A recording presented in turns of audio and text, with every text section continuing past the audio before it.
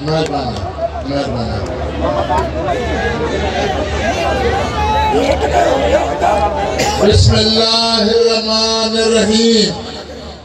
देने का ख्वाब लेकर एक नया गुमराही का जाल लेकर यहाँ हुकूमत में पहुंची है। जी बिल्कुल, हैदराबाद हटड़ी बाईपास से डॉक्टर कादर मक्सी जो तारीखी जलसो में रखियो वियो, जो तारीखी जलसो हींअर 28वें जलसे में असां मौजूद आहियूं, जिते डॉक्टर कादर मक्सी जो जलसो जारी ऐं सारी आहे। चो तमाम सां ॻाल्हि ॿोल की उन्होंने छा चवणा आहे। जी बिस्मिल्लाहिर्रहमानिर्रहीम। ही असांजो योम मादरे वतन हर साल मल्हायो वेंदो आहे, हर साल मल्हायो वेंदो आहे। ही योम मादरे वतन ही पंहिंजी माउ जो ॾींहुं करे असां मल्हाईंदा आहियूं ऐं जोश ऐं जज़्बे सां जेको बि असां ही मल्हाईंदा आहियूं। सिंधी पूरी सिंध जा माण्हू हिते अची गॾु थींदा आहिनि। असां ही वचन वरजाईंदा आहियूं त असां ही सिंध धरती जा पुट आहियूं ऐं सिंध धरती जा हिलाली पुट आहियूं। असां जेको बि हिन सिंध ते मेरी अखि करे ॾिसंदो असां उन जी अखियूं कढी छॾींदासीं। जीअं सिंध जीअं सिंधी पोरे तमामु जीअं डॉक्टर कादर मक्सी 27 साल पार्टी तरक्की पसंद 27 साल थिया न। असां आवाम जी ख़िदमत जेके अक़दार में अचनि था उहे ॾिसो था त पीपल्स पार्टी हुकूमत में उहा अचे थी। नवाज़ शरीफ़ हुकूमत में आयो आहे ऐं इमरान खान हुकूमत में आयो आहे।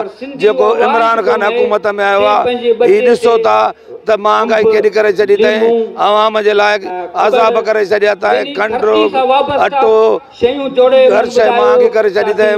माण्हू आहिनि पंहिंजे अज़ाब में आहिनि। जीअं सिंधी बोरे तमामु सचल सिंध जे ॾुखे वक़्त में जंहिंमहिल सिंध धरती ते ॾुखियो वक़्तु आयो, MQM वारनि जंहिंमहिल दहशतगर्दी कई त ही डॉक्टर कादर मक्सी मथे सां कफन ॿधी ही सिंध धरती जी पंहिंजे माउरनि जी इज़त बचाई ऐं जेको विड़ियो ऐं सिंधियुनि जे लाइ निमाइंदी कादर मक्सी कई।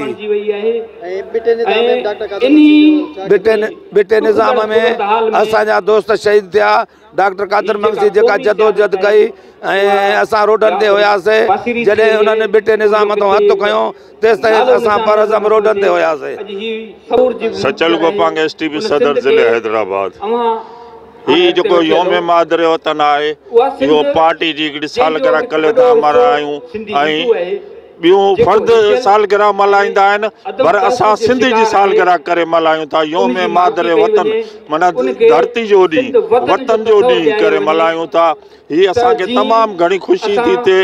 योम मादरे वतन जंहिं ॾींहुं असांजी पार्टी ठही उन ॾींहुं धरती जो ॾींहुं करे असां चेयरमैन साहब मल्हाए थो ऐं योम मादरे वतन ते अची ॾाढी हिकिड़ी ख़ुशी महसूसु थी थिए त असां जेके बि सॼी सिंध मां कारकुन अचनि था त असां सिंध जो ॾींहुं था मल्हायूं, धरती जो ॾींहुं था मल्हायूं, वतन जो ॾींहुं था मल्हायूं। हीउ ॾींहुं असांखे ईद खां वधीक हूंदो आहे। हीउ ॾींहुं हर त्योहार खां वधीक कारकुन दोस्त ख़ुशी करे हिन ॾींहुं खे मल्हाई वेंदा आहिनि। योम मादरे वतन असांजो हिकिड़ो अज़ीम ॾियारो STP तरफ़ां जेको असां सॼी सिंध जे दोस्तनि खे मुबारकूं था ॾियूं जेके कई हिते अचनि था। जीअं रजब अली कलोड़ो जॉइंट सेक्रेटरी STP ज़िलो लाड़काणो। इन प्रोग्राम के हवाले से असो चवण इो है सिंध तरक्की पसंद पार्टी जो 27 योम मादरे वतन जो है वो योम मादरे वतन असां इन जे लाइ मल्हाईंदा आहियूं त जीअं सॼो सियाल जेका असां सिंध जे लाइ जदोजहद कयूं था, हक़नि जी हासिला जा जदोजहद कयूं था, उहो ईमान ताज़ो करण लाइ वरी असां हिते ईद जो ॾींहुं करे ॾींहं खे मल्हाईंदा आहियूं ऐं ईमान ताज़ो करण ईंदा आहियूं ऐं वरी अचे पंहिंजे धरतीअ सां वचन वरताईंदा आहियूं त जेकॾहिं ए मादरे वतन मां तोखे हिकु पल बि विसारियां त छल थर बाबियो थी मरां। असां जेसी ताईं सिंध तरक्की पसंद पार्टी जो मौक़ो भी है तो जेसी ताईं सिंध इज़्ज़त आज पे खुशहाली के हासिल नथी करे तेसी ताईं सिंध जे लाइ डॉक्टर कादर मक्सी साहब जे सरवाणी में STP जे सरवाणी में असीं जदोजहद जारी रखंदासीं। 27 साल वतन जी बगावत के ॾाढो खूबसूरती सां बयान कयो वियो आहे। 27 साल मुकम्मल थिया आहिनि। मां उहे सभिनी जे नाम कादर मक्सी खे कीअं ॾिठो। चेयरमैन साहब डॉक्टर कादर मक्सी साहब के असां 27 सालन में इएं ॾिठो त डॉक्टर कादर मक्सी साहब सिंध जे मसइलनि ते साबित क़दम रहियो ऐं सिंध जे हर मरंदड़ इशू ते एक्टिव रहियो ऐं सिंध जे ख़िलाफ़ जेके बि साज़िशूं रहियूं उते मज़ामती जंग जो सरवाण जे तौर ते असां डॉक्टर कादर मक्सी साहब खे ॾिठोसीं। सिंध में जो जेको बिठो निज़ाम हुयो उन जे लाइ त तकरीबन हिकिड़ो इताद थियो हुयो जंहिंजी तकरीबन सरवारी ॿियनि वटि हुई पर जेको वाज़िह किरदार हुयो उहो मोहतरम डॉक्टर कादर मक्सी ऐं STP वटि हुयो जंहिंजी असांजे दोस्तनि शहादत माणे करे ऐं जिदोजहद करे असांजो ई प्रेशर हुयो जंहिंजे करे सिंध मां वेठो निज़ाम ख़तमु कयो। असां लाड़काणे खां आया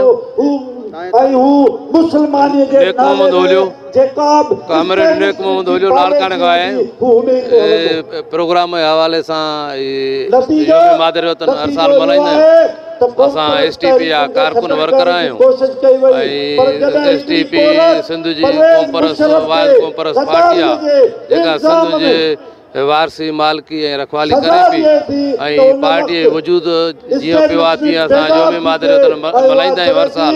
1 साल 2 सालनि खां हिन महिल 28 सालनि ते पहुता आहियूं ऐं सिंध जे कुंड कुर्शका जेके बि क़ौमी कारकुन क़ौमी गैरत रखंदड़ हिन धरतीअ खे माउ सम्झंदड़ हिन धरती जा बिग़ैर पघार जा सिपाही हिलाली पुट हिन मेड़ाके में गॾु थी सिंध जो सबूत ॾींदा आहिनि सिंध जी सचाई जो सबूत ॾींदा आहिनि। डॉक्टर कादर मक्सी साहब जी अॻुवाणी ऐं क़यादत में पंहिंजे सिंध जे हक़नि जे लाइ जिदोजहद जो हिकिड़ो ॾियारो मल्हाईंदा आहियूं ऐं हर साल हिकिड़ो वरजाईंदा आहियूं ऐं वचन कंदा आहियूं त जेसीं हिन धरतीअ जा हिलाली पुट आहिनि तेसिताईं हिन धरतीअ जो को बि वार विंगो नथो करे सघे। हिन धरतीअ इंच इंच जा असां मुहाफ़िज़ आहियूं ऐं हिफ़ाज़त कंदा जेसिताईं सिंधी हिकु बि गैरतमंद सिंधी पुट हूंदो तरक़ी पार्टी जो कारकुन हूंदो डॉक्टर कादर मक्सी वर्कर कारकुन हूंदो तेसीं ताईं सिंध खे को बि दुश्मन सिंध खे कंहिं बि हिसाब सां तकलीफ़ न ॾेई सघंदो। जे तकलीफ़ ॾियण जी कोशिशि कंदो उनखां वधीक ई क़ौमी कारकुन हिन धरती जा हिलाली पुट उनखे वधीक तकलीफ़ ॾींदा त सिंध ते जीअं मेरी अखि खणी न ॾिसी सघनि। केतिरे अर्से खां तव्हां हिन पार्टी में मुंतज़िर असां स्टूडेंट लाइफ खां वठी हिन पार्टीअ सां आहियूं। असांजो हिन पार्टीअ सां 91 खां वठी वास्तो आहे ऐं हींअर त 2020 पियो हले जॾहिं फर्स्ट ईयर में दाख़िला थीसीं डिग्री खां लाड़का तॾहिं खां STP जा कारकुन वर्कर थिया आहियूं ऐं जेसिताईं जेरायूं त STP जा कारकुन वर्कर हिन धरती जा बिग़ैर पघार जा सिपाही आहिनि हिन धरतीअ लाइ जिदोजहद जारी रखंदा। हिन क़ौम जी धरतीअ लाइ असां शुरूअ खां वठी जॾहिं बि सिंध ते ॾुखियो वक़्तु आयो आहे जॾहिं बि सिंध दुश्मन सिंध खे विराइण जी ॻाल्हि कई हुजे तॾहिं बि सिंध तरक़ी पार्टी मैदान ते हूंदी आहे ऐं उनखे रोकियो वियो आहे ऐं जॾहिं सिंधी नौजवाननि खे सिंधी माण्हुनि खे टुकड़ा करे क़तल करे ॿोरियुनि में लाश विधा विया तॾहिं खां वठी सिंध तरक़ी पार्टी उनजो सिंधी क़ौम जो मुहाफ़िज़ रहिया आहिनि ऐं उन्हनि जी मज़ाहमत कई अथऊं ज़ालिमनि ऐं दहशतगर्दनि जी ऐं अॼु इहो आहे त असां पंहिंजे सिंध धरतीअ जे हर नंढे वॾे शहर में असां टोपी अजरक पाए घुमी सघूं था।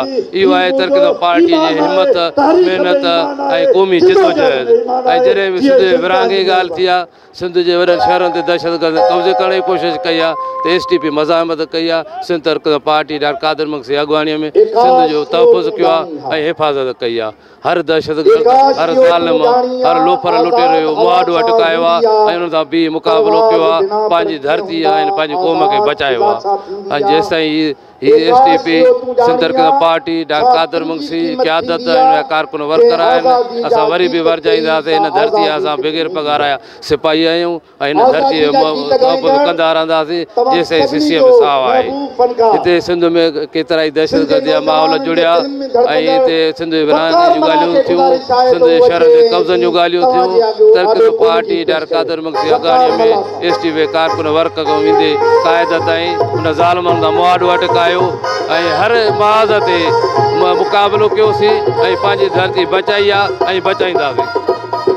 असां योम मादर वतन मल्हाइण जो मक़सदु इहो आहे असांजी पार्टी हिन ॾींहं ते ठही आहे 21 मार्च ते ठही आहे पर असांखे मसइलनि जे करे गर्मी जे करे असां हिन जलसे खे टियों दफ़ो अॻिते खणी आया आहियूं ऐं असां हिन ॾींहं ते पार्टी ठही आहे। हिन ॾींहं ते असां पार्टी धरती माउ सां वतन वॼाईंदा आहियूं ऐं योम मादर सां वतन वॼाईंदा आहियूं ऐं हिननि माण्हुनि असांजे ग़रीब माण्हुनि साबित कयो आहे त सिंध हिकिड़ी आहे ऐं असां डॉक्टर कादर मक्सी सिपाही आहियूं ऐं तव्हां पाण ॾिसो था लेडीज़ मर्द सुबुह 4 बजे खां वठी ईअं वेठा आहिनि उन बुक बिल्कुलु ऐं तमामु परे परे असांजा काफ़िला आया आहिनि ऐं तव्हांजी कैमरा जा ॾिसी सघे थी तमामु घणो वॾो मजमू आहे ऐं तमामु असां कामयाबु जलसो आहे।